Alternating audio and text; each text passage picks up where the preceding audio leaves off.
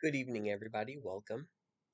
Our theme for this evening is Through the Christian Year. This is the second of our special contents on what it is that Christians do.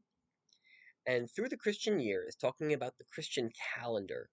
Now, calendars are generally not something we consider to be super exciting, but when you think about it, how we spend our time shapes the way that we view the world, the way that we view our life, our sense of progress and purpose, and who it is that we are and what it is that we do.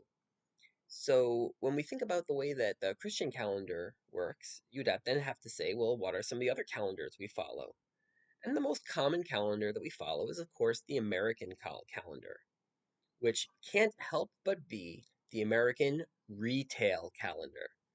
I had this pointed out to me when I was in college, maybe it was seminary, but I once I heard it, I was never able to unhear it, and that is that the regular American year is founded around New Year's to Valentine's Day to St. Patrick's Day to Easter in the secular sense, which remembers about bunnies and candy in spring, and all the way through each of the months of the year. You see it really again when you start getting into summer and you get into summer wear.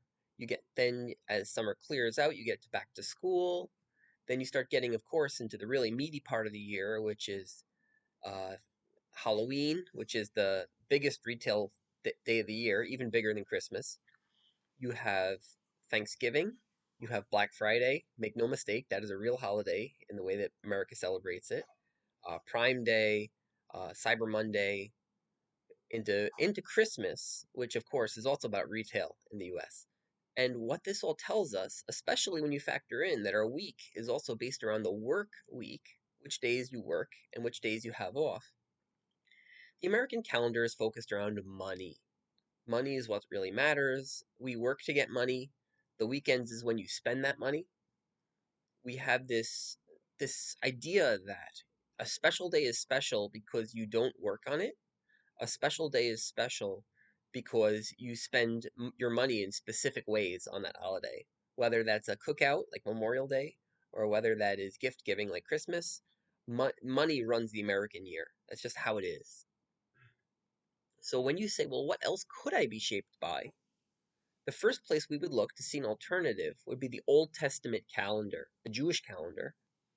Of course, some churches are extraordinarily happy to talk about the Jewish calendar, but even then, they tend to get really granular with it. They look at each individual holiday and they say, this is what this holiday is and how it's celebrated.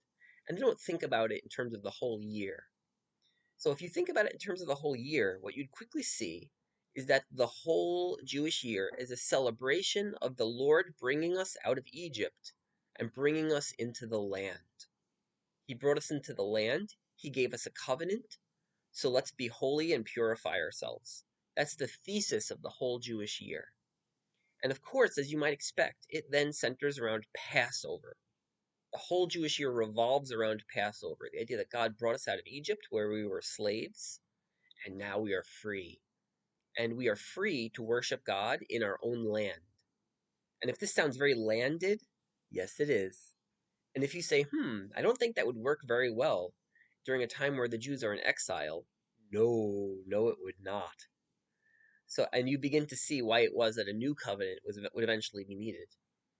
But on the three most important holidays of the year, which were Passover, and then the two harvest festivals, people would go together to Jerusalem. And they would travel together to Jerusalem to thank God for having brought them to the land and for a few other things.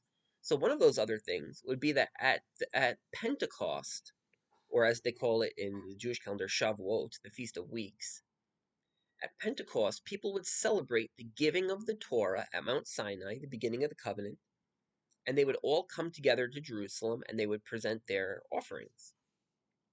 Similarly, in the fall, at the Feast of Tabernacles, or Sukkot, people would come together and it would be a big harvest party basically there in Jerusalem, and people would bring in the harvest.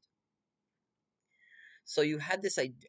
So even the other holidays, which seem more religious, like Yom Kippur, you would see that it's about let us purify ourselves to keep the Lord's covenant. Let us keep our land from becoming polluted. Everything is about thanking God for the land which He has given. That is just the central theme of the Jewish year. Then, as you start getting when you start getting into the Christian year, you say, well, the if the Jewish year tells the story of Israel and allows us to kind of reenact that history, well, then what about the Christian year? What story would you expect that to tell? What thesis would you expect that to have?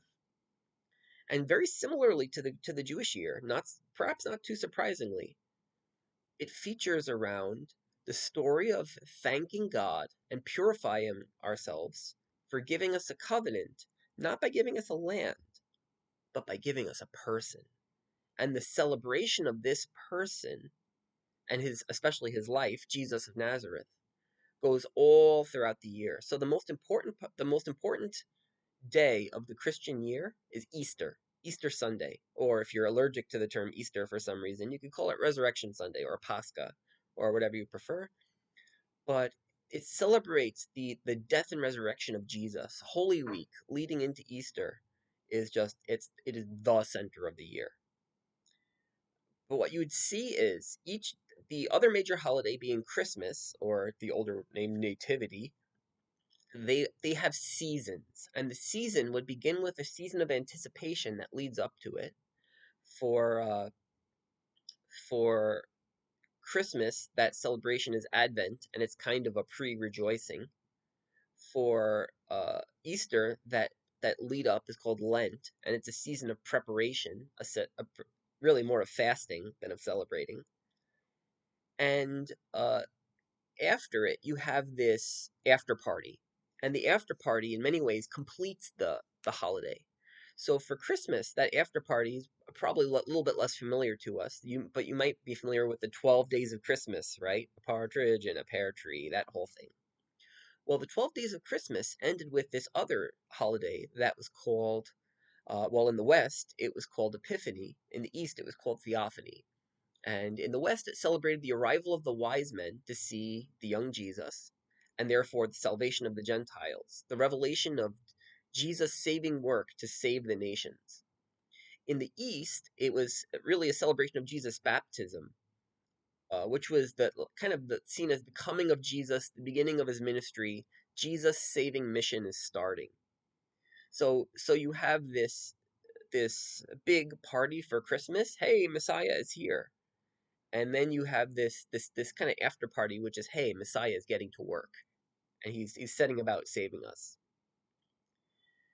For Easter, you have the second after party that runs an additional 50 days until you get to the name of the holiday that means 50 days, Pentecost. And just as Pentecost celebrated the giving of the Old Covenant in the Jewish calendar, so Pentecost celebrates the announcement of this new covenant. The Holy Spirit has arrived in our hearts. The church is getting started, just like how Israel was getting started. And what you have through this celebration of the year, through this um, recognition that God has charge of our lives, even through our ordering of the week, instead of the center of our week being the workday. And by the way, the workday just keeps getting longer and longer, doesn't it? More and more people asking you to work on Saturday, even asking you to work on Sunday. But the Christian week is really centered around the Lord's Day, around Sunday, the day that Jesus rose from the dead. And if we have this rhythm of remembering the Lord's Day in our week, remembering Christmas and Easter in our year, and having this building sense of anticipation, then we will have the cycle that defines our life will not merely be money. It will not merely be, hey, what should I be buying this month? But it is, where am I in the life of Jesus? What am I celebrating? What is it that I'm looking forward to? All right, so let's take this to some discussion, and I hope you have a wonderful evening.